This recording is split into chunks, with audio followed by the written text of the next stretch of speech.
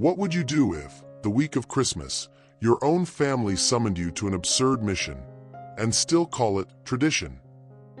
If you were asked to give up your night, your freedom, your sanity, to take care of 15 children while everyone is partying, drinking, having fun, like you're part of the housework, does it seem exaggerated?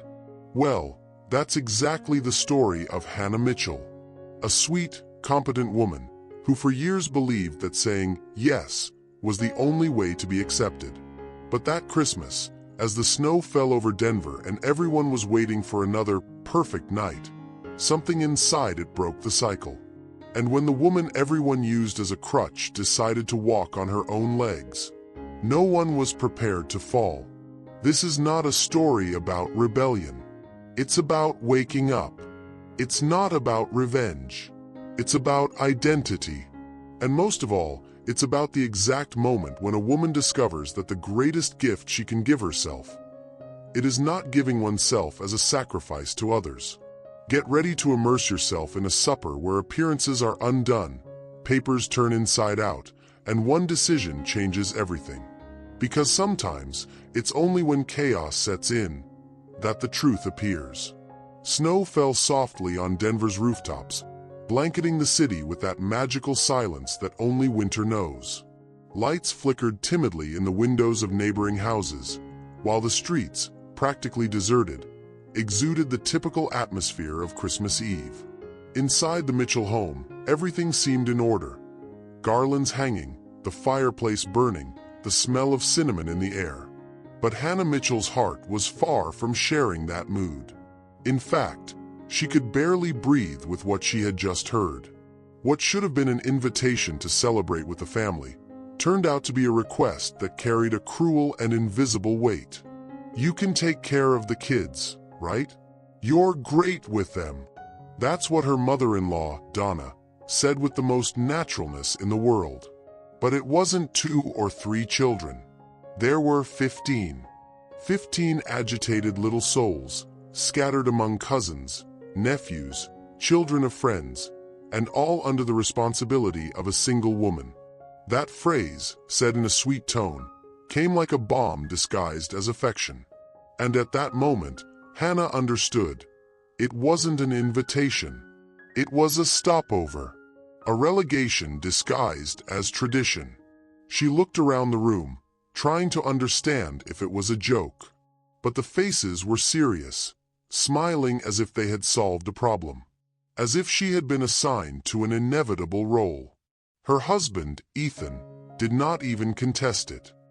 He just gave her a slight smile and a pat on the shoulder, as if to say, "Everything will be fine." And that's when the penny dropped. For that family, Hannah was not a guest. It was an emotional workforce, always available, always functional. As if its value were measured by utility, and not by presence. At that moment, a whirlwind of feelings took over her. Anger, disappointment, sadness, and most of all, a sense of being invisible.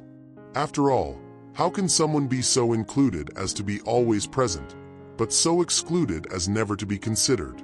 It was as if his function was to fill in the gaps in the family, and not to actually be part of it. Every memory of previous Christmases began to emerge as flashes. Her in the kitchen, her cleaning up mess, her entertaining children. Always her. And never by choice. Hannah always believed that Christmas was a time of togetherness, respect, and gratitude. But that night, he realized that, for some people, it's just another excuse to keep up appearances. The decor was impeccable, the photos from social networks were guaranteed, the gifts wrapped with red bows. But empathy, this one had been left outside, frozen on the porch along with the snow. And it was there, in front of a tree full of lights, that she realized something inside her had lit up. Do they really think I was born to serve? He thought. The kind of thinking that comes with force when you're pushed to the limit. She didn't say anything at that moment. She swallowed, took a deep breath, and smiled, but not a smile of acceptance. It was the kind of silent smile that carries promises. the kind of smile that precedes an upset. That was the beginning of the end of submission, the beginning of a new story, and maybe the last Christmas she would spend in that condition. And then came the question that would later echo in the minds of all those who underestimated it. What happens when you find out that your own family sees you as an employee disguised as a relative? It was this thought that guided Hannah as she silently plotted the most unexpected plan that this house would ever see. Before being placed as a luxury nanny in a house full of hypocritical smiles and poorly distributed tasks, Hannah Mitchell was, and always has been, a woman with a light soul and a sharp mind. Born in Richmond, Virginia, and later transferred to Denver for work, she carried a genuine passion for education and human care. She was a teacher at a local elementary school, the kind that students love, parents respect, and classmates admire. But behind that welcoming smile and soft voice, there was a woman in constant construction. Someone who had already swallowed many yes when he wanted to say no, and who learned with pain and time that kindness should not be confused with weakness. Hannah met Ethan Mitchell at a seminar on emotional education at a time when she still believed that mature relationships began with affinities and grew with empathy. He was charismatic, kind, said he admired her sweetness. And for a while, that seemed true.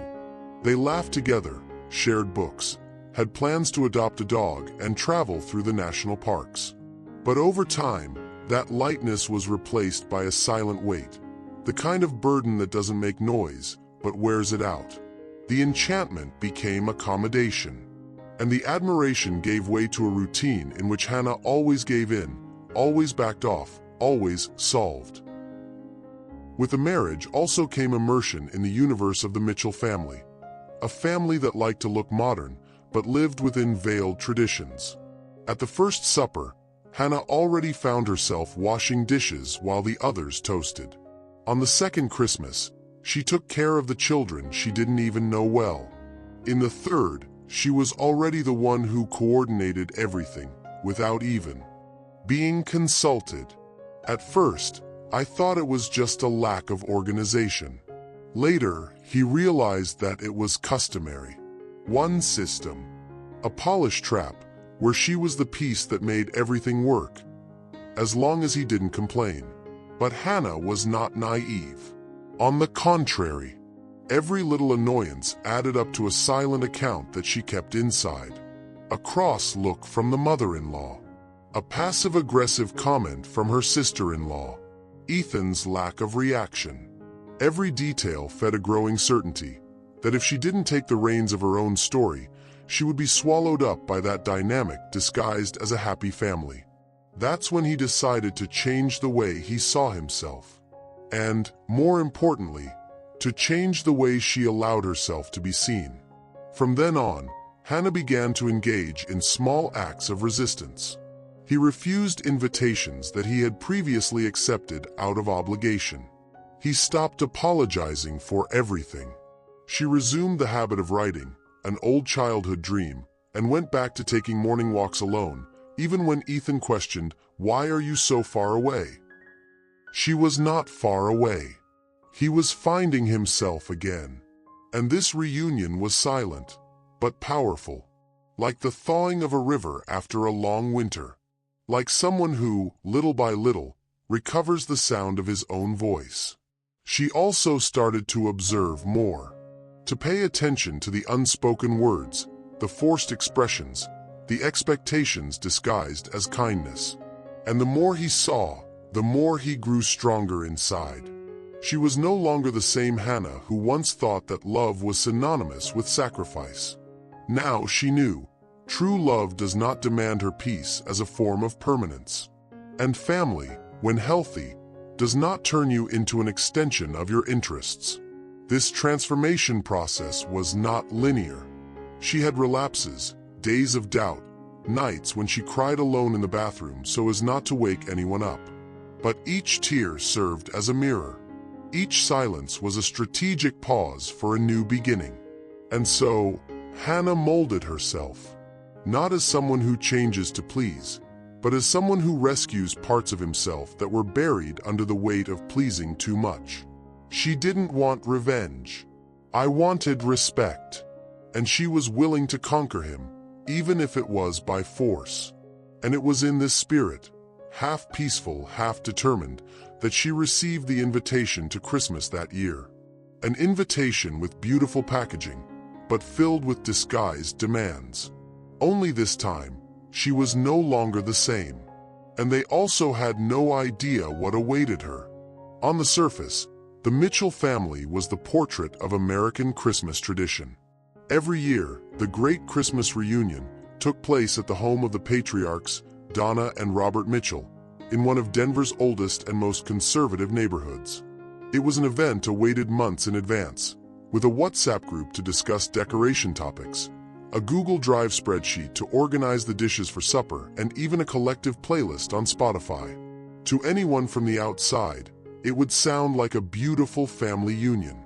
But for those who were inside the dynamic, especially someone like Hannah, the impression was different. This was a spectacle. A staging carefully constructed to maintain appearances and mask dysfunctions. The tradition, in theory, was about love, unity, and generosity. In practice, it boiled down to an endless list of tasks always concentrated in the same hands. And guess whose hands these were? Yes, Hannah's. Since she married Ethan, she has been welcomed by the family, but with a specific role, that of facilitator. She was the one who knew the names of all the children, who remembered the special ingredients of each one, who arrived early to help tidy up and left later to wash the last dishes. And cruelest of all, no one asked clearly, they just waited, as if it was already implied that she would do everything. This expectation has become more evident over the years. At previous parties, while the other women in the family took turns to rest or socialize, Hannah seemed to be the only one in constant motion. She has cared for flu babies, calmed tantrums, wiped vomit, and entertained groups of children for hours, all while preparing salads and organizing toys. And the most disconcerting thing was how this was normalized. Whenever he showed fatigue, someone would say, "But you do it so lightly," as if complimenting was enough to justify the overload. The children, of course, were not to blame. They just went with the flow. They came to her naturally, because they knew they would find welcome, games, and attention. There were 15 in total, between 2 and 11 years old, from all corners of the Mitchell family tree. Some, Hannah barely knew. But even so, when they got closer, she gave of herself. He did improvised plays, put together puzzles, organized treasure hunts, and even made up stories at the last minute. And this further fueled the idea that she loved it all, when, in fact, she only knew how to do it well, which is quite different. Behind the scenes, the manipulations came disguised as affection. Her mother-in-law, Donna, had a habit of praising Hannah in public to reinforce her usefulness in private. He said things like, "Hannah is an angel sent by God to this family. Always ready, always sweet." But he never offered real help, never really divided tasks.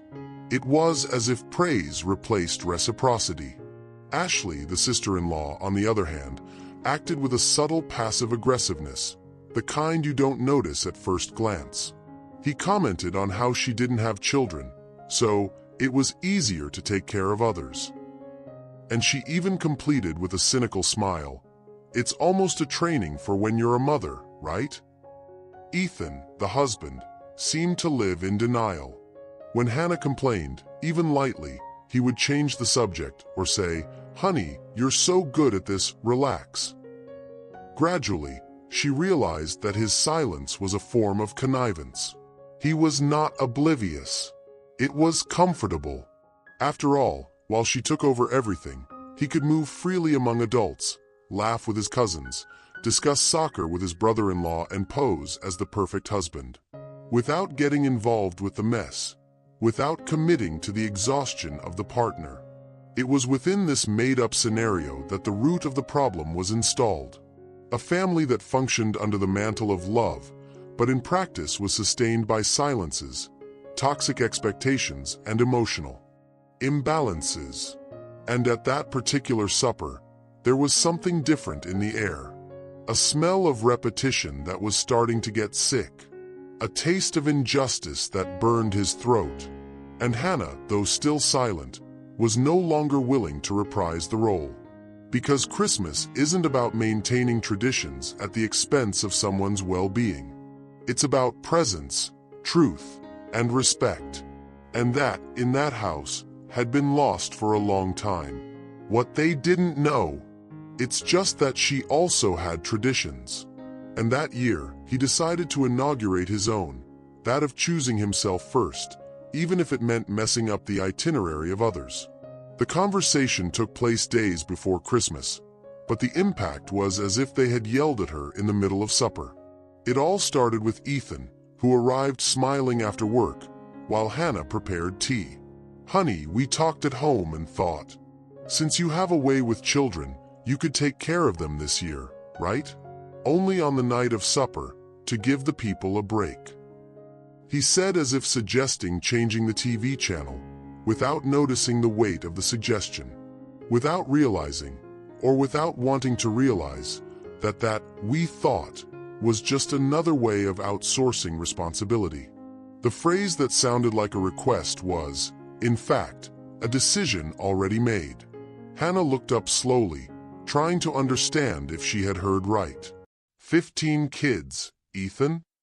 He smiled as if it were something simple. "It's just a few hours go. They adore you." The naturalness with which he said it hurt more than if he had been harsh. Because there was no doubt at all, that he saw no problem in putting her in this role once again. The role she never chose, but which has always been hers, for the convenience of others. It wasn't help. It was exploitation masked as praise. The next day, confirmation came. Her mother-in-law, Donna, called feigning kindness, but soon poured out her expectation. She said that the children's mothers were very tired this year, that everyone needed a reprieve, and that no one knew how to entertain like Hannah. "You are a gift to this family, honey." But behind the sweet tone, there was the old emotional blackmail, now wrapped with gold ribbon. She ended with a phrase that seemed casual, but was loaded with poison. "You're not going to let us down, are you?" And then, as if it were a rehearsed choreography, Ashley appeared in the conversation with her own dose of pressure. She sent a message asking if Hannah could think of some creative activities for the kids. He didn't even ask if she was up for it, just what she planned to do. Apparently, it was already defined. They had already decided for her. And everyone behaved as if it was obvious that she would say yes. As if the world revolved around the convenience of the family. As if Hannah were the official recreation department of the night. It was at that moment that something changed inside. Not a scream, not a revolt, but a kind of silence that precedes the storm. She realized that there was no point in confronting directly at that moment. He knew that if he said no there would be a wave of justifications, disagreements, and accusations of drama. I already knew the game. And this time, she decided to play by her rules. A phrase popped into his mind and never left. "If they want to test me, they will learn the hard way." Hannah began to observe everything with new eyes. Every message, every comment, every family plan. It was as if he was mentally writing down every detail.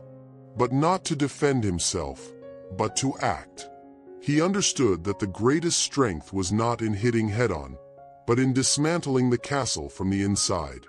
And for that, he needed calm. He needed a strategy. He then began to put together his own plan. A silent plan.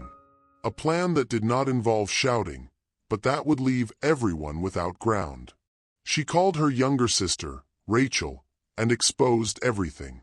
Rachel, unlike the Mitchells, has always been support and refuge. "If you want to disappear tonight, Hannah, I'll look for you wherever you go." But Hannah didn't want to run away. Not this time. I wanted to turn the tide. He also talked to two trusted neighbors, prepared an alternative route, thought about each scenario. She even created a plan B for herself, in case they tried to convince her at the last minute. He didn't want any surprises. He wanted control. For the first time in years, she wanted to anticipate, not just react. The most interesting thing is that no one suspected it. She kept her smile, continued in the groups, responded with kindness. But inside, something burned. It was the energy of someone who got tired of being a pretext. From someone who understood, finally, that being too useful is sometimes just a way to be forgotten as a person. And while the family believed she would appear as usual, ready, willing, and invisible, Hannah was heading for the most transformative Christmas of her life. And what was to come? Not only would it put everyone in shock, but it would reveal what had long been hidden behind the lights and smiles of the supper. In the days leading up to Christmas, while everyone thought Hannah was calm and cooperative, she quietly engineered something much bigger than a simple refusal. It was not a tantrum, nor a rebelliousness. It was a strategic response to the lack of respect accumulated over years. Her plan wasn't explosive. It was refined, precise, and ruthless. Like someone who doesn't want war with anyone, but also doesn't accept being dragged by the current of others anymore. And every detail was thought out with a coldness that even she didn't know she had. First, she mentally listed the possible scenarios. She knew that if she said a direct no, there would be passive-aggressive comments, ugly faces, whispers, the attempt to convince her with feigned emotion. Therefore, the idea was to let everyone believe that the family plan was standing. She acted normally in chat groups, responded to her mother-in-law's treats with smiling emojis, and even said that she already had ideas to entertain the children. All of this was part of the strategy, to keep the family calm, so that the fall would be stronger. Then, she began to prepare the scenario for the turnaround. He called his sister Rachel and set up an alternative Christmas plan, in case he needed to disappear at the last minute. She made discreet purchases to take with her and prepared a backpack with clothes and personal items, a kind of freedom kit. She also talked to two close neighbors who offered to be on standby, in case she needed a ride or even shelter. Hannah, who had always been seen as sweet and carefree, now thought like a strategist. It was as if I had spent my life training empathy, and now he trained limits. But the real masterstroke was in the way she took care of appearances. The day before supper, she sent a message to Ashley asking if there was a preference for educational toys for children. Ashley replied, euphoric, thinking that Hannah was already taking it all on. "You're an angel, seriously," he said. Hannah just replied with a heart emoji. In parallel, she reserved a place at her sister's house for dinner. The duality was almost theatrical, but necessary, because respect is only built where there is clarity, and sometimes clarity comes through the collapse of what has been propped up with lies. At the same time, Hannah took care of herself like never before. She got her nails done, cut her hair, bought a new dress, not because she wanted to please her family, but because she wanted to feel whole for the decision she would make. If she was going to face the night that would come with dignity, she needed to be aligned inside and out. She knew that, even though she had rehearsed every step, the moment of the turning point would bring pressure, emotion, tension. But she also knew something even more important. This time, she wouldn't back down. The most beautiful thing, and most dangerous for those who underestimated it, was the way she kept silent. Because silence, contrary to what many think, is not absence. It's preparation. It is the time when the soul sharpens its weapons, when the heart shields itself against blackmail. While the Mitchell family was preparing for another supper in which everything would go as usual, Hannah was preparing the final scene of a show that they didn't even know they would watch. And the closer the 24th approached, the more she felt a mixture of butterflies in her stomach and liberation. He knew that by executing that plan, there would be no turning back. that the family's image of her would be shattered and perhaps never be the same again. But for the first time, that didn't scare her. On the contrary, the idea of being seen with new eyes, even if disappointed, seemed better than continuing to be explored with a smile on her face. And then the day came. The Mitchell house was tidy, children were starting to arrive, adults were greeting each other with hugs and glasses of wine. The tree blinked in the corner of the room, those present huddled under the branches, and everyone acted as if nothing was different, as if the script was ready. But there was a piece on the board that was no longer playing the same game. And this piece, I was about to make the most unexpected move of the night. The Mitchell house was one of those old Denver residences, with 2 floors, a wide porch, and white window frames. From the outside, it looked like a Christmas postcard. The snow piling up in the garden, the pine trees covered in lights, the giant garland hanging from the main door. Inside, the setting was even more theatrical. A burning fireplace, soft ambient music, candles scented with vanilla and pine, and a central table that looked like it came out of a decoration magazine. Every year, the family made sure to turn Christmas Eve into a visual spectacle. But on this particular night, there was something different in the air. A kind of expectation that carried tension, and no one yet knew why. Hannah arrived early, as usual. She wore an elegant burgundy dress, light makeup, hair tied up with a discreet barrette. He greeted everyone with a serene smile. She looked exactly like the Hannah of all years, the efficient, the sweet, the one who solves everything. But inside, every step she took was conscious. Every gesture had intention. It was there, but it wasn't available as before. And that, little by little, would start to bother him. The first sign came when her sister-in-law, Ashley, commented, "The kids are coming. The game room is free, see?" Hannah just smiled and replied, "That's good. I hope they have fun." And he kept walking. The kitchen was full. Pots bubbling, people laughing, cross-talking. The mother-in-law, always centralizing, gave orders as if she were coordinating a corporate event. When he saw Hannah, he stretched out his arms and praised her. "Oh, my favorite daughter-in-law! I was counting on you." But Hannah didn't ask what needed to be done. He didn't take a wooden spoon or an apron. He took a glass of wine and leaned against the counter, watching the movement. And that was like a snap in the house's script. Because everyone expected her to take a stand, in the practical sense of the word. But it only existed. And that was enough to cause discomfort. The children began to arrive little by little, with backpacks, toys, and that uncontrollable energy that precedes the Christmas euphoria. Running through the corridors, bumping into chairs, opening doors, laughing out loud. The parents, relieved, released their children as if they were leaving them in a luxury daycare center. They didn't ask. They didn't explain anything. They just said things like, "They're excited to see Aunt Hannah." Or, "We'll help you later, okay?" But this time, Hannah didn't set up a little theater, didn't look for paper and pencil, didn't organize dynamics. She sat on the couch with a book, something she had never done before in that room. And the looks began. Ethan, initially distracted, noticed the subtle change. He approached and asked, "Are you okay?" She smiled and said, "Very." He frowned. "Won't you?" And she interrupted him with a light kiss on the cheek. "Relax. The children have their parents here. Everything is under control."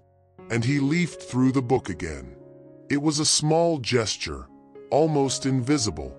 But for a family that fed on Hannah's predictability, it was almost an affront. The absence of her action was louder than any discussion. It was a silence that screamed, "Not today." As the minutes passed, the discomfort began to spread. The children, without someone to focus their attention, began to conflict. Toys were disputed. One of them cried for having fallen. Another tried to climb on the shelf. And by reflex, everyone looked at Hannah. But she maintained her posture, attentive, but not responsible. Her mother-in-law mumbled something about how disorganized things were this year, and Ashley was already starting to lose her temper. "Maybe we should have planned better," he said, as if the chaos was the fault of a collective failure, when, in fact, it was just the absence of a single person, the one who had always kept everything silent. The house, although beautiful, began to look small. The noise grew, the adults tried to distract themselves, but the atmosphere changed by the minute. That environment, always so well arranged, was beginning to show cracks.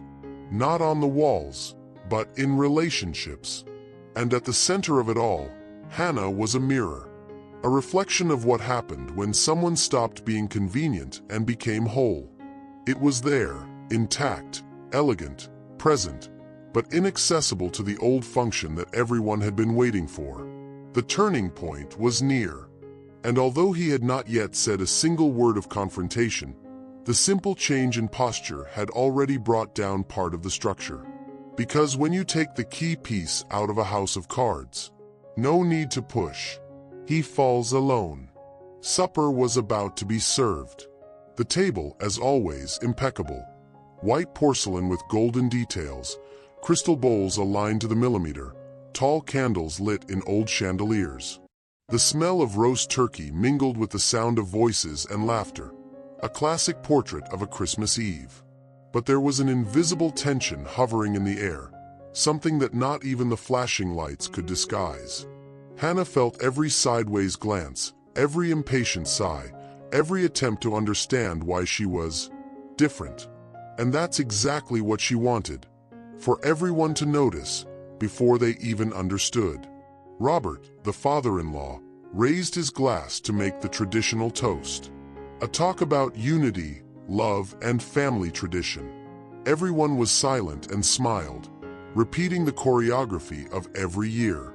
At the end, he invited everyone to help themselves, and the movement began. But before anyone could get to the sleepers, Hannah stood up. Not abruptly, but with a serenity that made everyone stop to listen. "Before we start supper, I need to say something." Silence settled. That was not a woman who used to talk loudly. And when the quiet speak, everyone pays attention. She looked around the table, took a deep breath, and said firmly, "This is the last Christmas I'm going to allow myself to be treated like a disposable." The phrase hit like a stone in the thin glass of appearances. No one knew if it was a complaint, an outburst, or an announcement. She continued, "In recent years, I quietly accepted tasks that exhausted me, because I thought that was love. I thought that was how to earn a place in a family. But what I got back was self-indulgence. I was seen as useful, never as essential." Donna, the mother-in-law, tried to interrupt. "Honey, you don't have to." But Hannah raised her hand lightly, respectfully, and continued, "She wasn't there to fight. I was about to clarify." She explained clearly and politely how exhausting it was to be the only one responsible for entertaining 15 children every year, while the other adults didn't even know the names of all the little ones. She talked about how she was invisible behind the scenes, but always charged when something went wrong. She exposed, with examples, the weight of being too good, and how this made no one see her as a human being. "I am not an employee of yours. And this Christmas, for the first time, is mine too." The reaction was a mixture of shock and incredulity. Ethan, disconcerted, tried to soften it. "Hannah, if this was all bothering you, why didn't you tell me before?" She looked into his eyes with a sharp calm. "Because every time I tried, you told me not to overreact. Today I'm not exaggerating. Today I'm just awake." The silence returned, heavy, and the expressions on the family's faces went from offended to confused, as if everyone was processing the fact that the woman who always said yes, now he said no. It was then that she delivered the final blow, the announcement. With a serenity that contrasted with the emotional chaos of the environment, she said, "I accepted a new job, outside of Denver, in Seattle. I start in January, and I've already rented an apartment for myself." The news fell like an avalanche on the table. The mother-in-law lost her color. Ashley choked on the water. Ethan. He was in absolute silence, his face pale, his hands trembling. No one imagined it. No one even thought that she would have a plan of her own. Because they were used to thinking of her as an extension of the family, not as a person with a life and a will of her own. But there she was, standing, serena, unshakable. For the first time, she did not ask permission. She informed. And it was not with spite, nor with mockery. It was with the firmness of someone who cured himself of the need to please. The house was still beautiful, the dishes were still hot, but the weather had changed. The Christmas Eve script had been torn up in front of everyone. And what remained now was to face the new script that Hannah had written. For herself, and without waiting for anyone's approval. And the most ironic, supper had not even begun. But the true banquet of the night had already been served, that of the truth that liberates, even if it deconstructs. It was as if time had stopped for a few seconds after Hannah's revelation. The room, once full of laughter and conversation, plunged into an awkward silence. Eyes crossed, hands clenched, napkins and glasses clinked discreetly in trembling hands. The tree blinked innocently in the corner of the room, oblivious to the emotional implosion that had just happened. And then, as if a rope had broken, chaos began to spread, not with shouting or fighting, but with disorganization, noise, and a growing desperation masked by fake smiles. The children, who until then had been scattered around the house, began to accumulate in the main room. With no one to lead jokes, mediate disputes, or calm tempers, confusion set in. One spilled juice on the white towel. Another started crying because she wanted a toy from her cousin. Two little ones ran down the stairs screaming. And, of course, all the adults reacted with silent panic. "Where's the control?" they seemed to ask with their eyes. But the controller had a name, and that name had just said, "No." For the first time, Ashley tried to improvise something with paper and marker, but in less than 3 minutes she was exhausted. "They don't stop."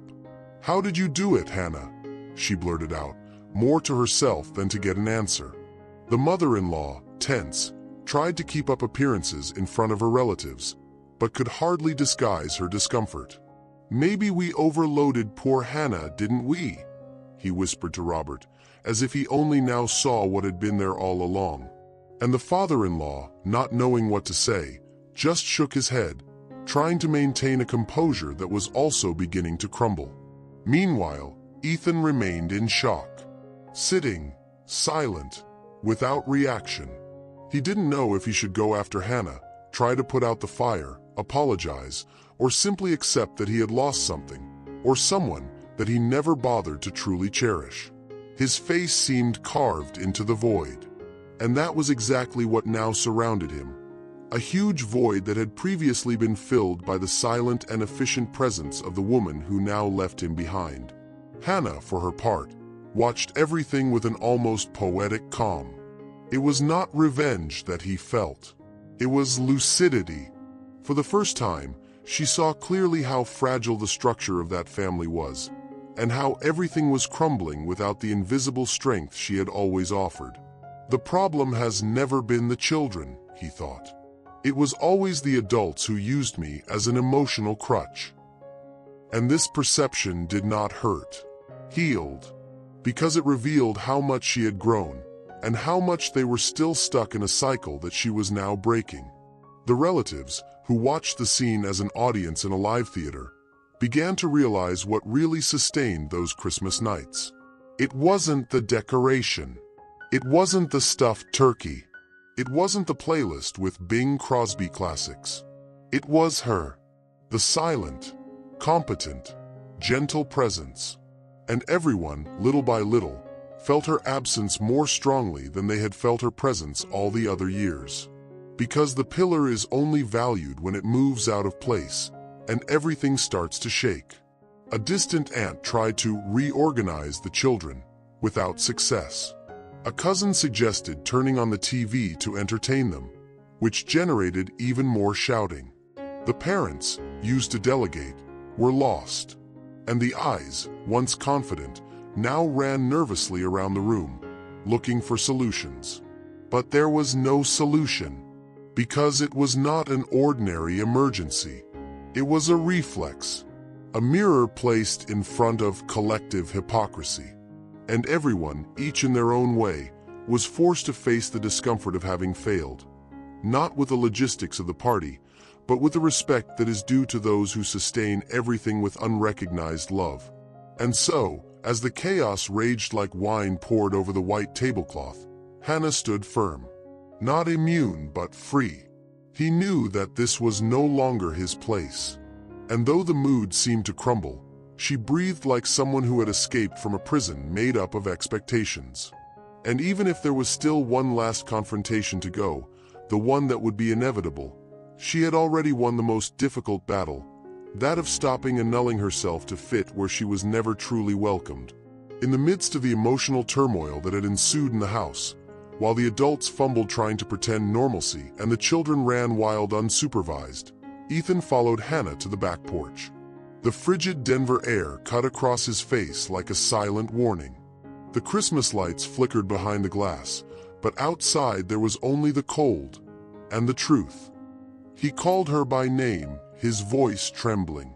"Hannah, please, let's talk." She turned calmly, not with anger, not with tears, only with the eyes of someone who had nothing left to hide or to protect. For a few seconds, they were silent. Only the distant noise of the broken party and the sound of the wind between the bare branches of the trees. So Ethan started. "You could have talked to me before. I didn't need all that this show." The tone was calm, but charged with contained irritation, the kind of discomfort that comes when you lose control of what you already took for granted. Hannah kept her gaze fixed on him and replied, "I told you, Ethan, several times. You are the one who never listened. And when I listened, I minimized it." He tried to counterattack, as if seeking to defend himself with flimsy arguments. "I thought you liked it. That doing all that was good for you. You've always been so good with the kids, with the house, with the parties." She interrupted firmly, without raising her voice. "Being good at something doesn't mean I want to do it alone. The fact that I know how to take care does not give you the right to become a caregiver for your family. You confused skill with obligation. That's it. It destroys any relationship." Those words fell like ice down his spine. Ethan, finally, began to realize that this conversation was not about a supper. It was about years of small withdrawals that she accumulated for love, and that he never noticed. "I tried to make you feel like you're part of the family," he said, quieter, as if trying to convince himself. Hannah nodded slowly. "You tried to fit me into your family, Ethan. But he never defended my space. I never said, 'She's done too much.' It never stopped your mother from overwhelming me. You just sat still, smiling, while I was swallowed up by the expectation of pleasing everyone." He stepped forward, visibly shaken. "I still love you." She took a deep breath, holding back the tears that threatened to form. "And I've loved you too. Very much. But today I understand that love that does not protect, does not sustain. Love that leaves us alone in the front of the battle is not partnership. It's cowardice." It was there that the cruelest truth was revealed. It was not a lack of feeling. It was a lack of posture, of presence, of courage to be a companion even when the whole family expected otherwise. Trying to compose herself, Ethan said what he thought would make her hesitate. "We can work this out. If you want, I change. I promise." But Hannah only smiled, sweetness and weariness mixed together. "You don't understand. It's no longer about you changing. It's about me not fitting here anymore. I molded myself for too long. And now, for the first time in years, I see myself whole. And you can't go back to being half." The pain in Ethan's eyes was real, but it came too late. Because regret that is only born in the face of loss is not redemption. It's wounded ego. That conversation did not end with shouting, nor with dramatic requests. It ended with a respectful, bitter, and necessary silence. Hannah went back inside the house, grabbed her purse, and walked toward the exit door. Without making a fuss. Without saying goodbye with kisses and forced hugs. Only with dignity. And as I crossed the threshold of that house for the last time, I knew I wasn't just coming out of a supper. I was coming out of a cycle. And that was the greatest victory she could offer herself. The Mitchell family's Christmas would never be the same. Because the woman who supported everything with love had, at last, chosen to support herself. Hannah walked the streets of Denver that night as if she were stepping outside her own body. The snow fell in a delicate, almost cinematic way, painting everything around it white. The streetlights reflected on the wet asphalt, and the silence of the city seemed to speak to the new version of her, the one that had just left behind an old, tired, submissive version. She didn't cry. Don't smile. I just felt it. He felt the weight he left on the steps of that house and the lightness that, for the first time in years, occupied his chest at Christmas. In a few minutes, he arrived at Sister Rachel's house. It was not a dramatic arrival, nor one full of regrets. It was like arriving at a shelter, simple, small, but full of welcome. Rachel greeted her with a tight, silent hug, one of those that say more than 1,000 words. The table was modest, oven lasagna, cheap wine, cookies made by his niece. But here was something that the Mitchell household never really offered: sincerity. There was no protocol, no staging, only real presence. And it was all Hannah needed at that moment. They sat in the living room, wrapped in blankets, watching an old Christmas movie. And for the first time in a long time, Hannah wasn't worried about the dishes, about the kids, about anyone's approval. It was there, whole, present, alive. There was no drama in the decision he had made. There was liberation. Every detail of that simple night became symbolic. The cup of hot chocolate delivered in his hands, the respectful silence that did not demand answers, the total absence of demands or expectations. That was real Christmas. And it was his. In the middle of the night, she looked out the window and saw snow covering everything. He thought about how the cold, so feared by many, is sometimes necessary. Because it freezes excesses, silences noises, and prepares the ground for a new flowering. That was how she felt, not destroyed, but in the germination phase. And every painful memory of that night, the looks, the judgments, the requests disguised as compliments, now no longer felt wounded. They were proofs. Proof that she had grown up, and that she needed to leave to continue growing. Days later, Hannah received a confirmation that would make her turn even more concrete. The email from the school in Seattle with the official contract of the new job. She would be the pedagogical coordinator of an innovative educational project aimed at inclusion and empathy in public schools. The kind of job she always dreamed of, but put off for years for family reasons. Not anymore. Now it was her time.